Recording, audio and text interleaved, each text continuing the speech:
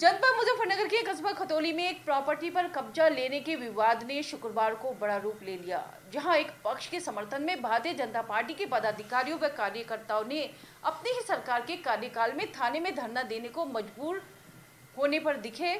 वहीं सुसंगत धाराओं में आरोपियों के खिलाफ मुकदमा दर्ज करने की भी मांग की गई, जिसके बाद उनके इस धरने का असर भी देखने को मिला।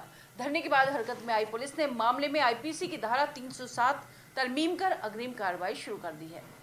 भाई मामला इस प्रकार है, इस जिले की जितनी भी पुलिसिया प्रणाली है वह सब पटरी से उतरी हुई है।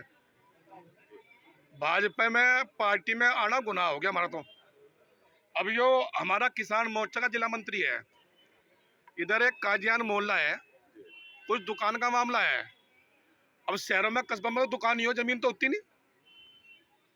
पुलिस का क्या काम था, इनमें राड़ दंगा ना हो, झगड़ा ना हो। लेकिन मुझे लगा पुलिस ने उधर से भी साथ दिखाई और इधर से भी इसे परेशान करा।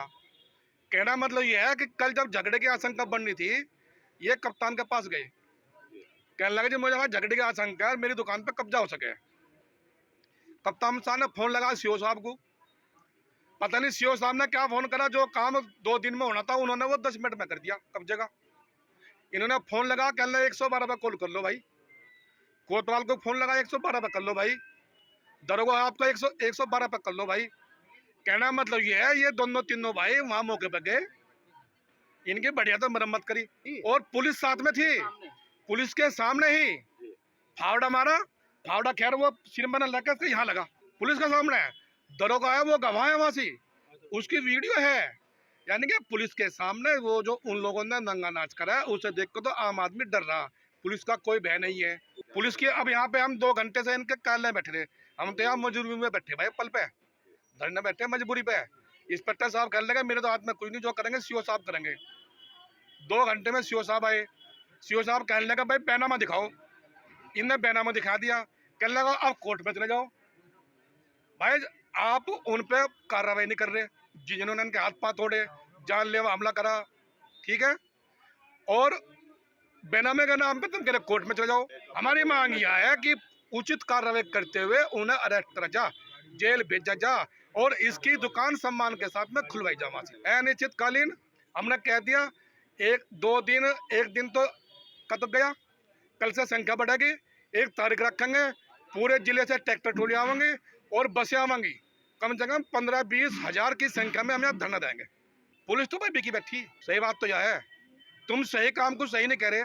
जब सीओ साहब ने कह रहे कोर्ट में चले जाओ भाई, बैनामा इसके पास में है, आरोपी घरों अपना खुले लौट रहे, सो रहे, फिर क्या मालूम ये छोटी मोटी धार लगा के वे तो अपना बेल करवा के आगे। इसका कहना है कि डॉक्यूमेंट दिखा तो दिए है, तो जो डॉक्यूमेंट से दिखा दिए थे भाई। उन्होंने कहा बैनामा लाओ, आज बैनामा दिखा दिया। भाई हमारे पास तो बैनामा भी है और अन्य कागज भी है।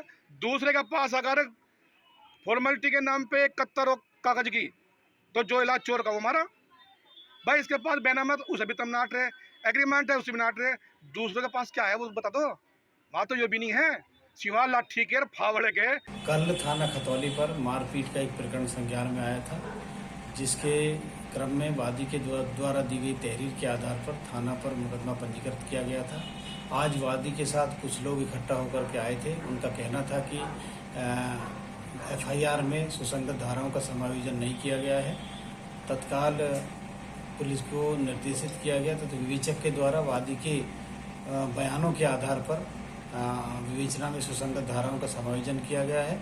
आगे मेडिकल के आधार पर तथा उपलब्ध साक्ष्यों के आधार पर जो भी तथ्य प्रकाश में आएंगे उनके आधार पर विवेचनात्मक कार्रवाई की जाएगी। और इस आश्वासन के बाद धरना फिलहाल समाप्त हो गया है। अब किसी भी तरह की कोई समस्या नहीं।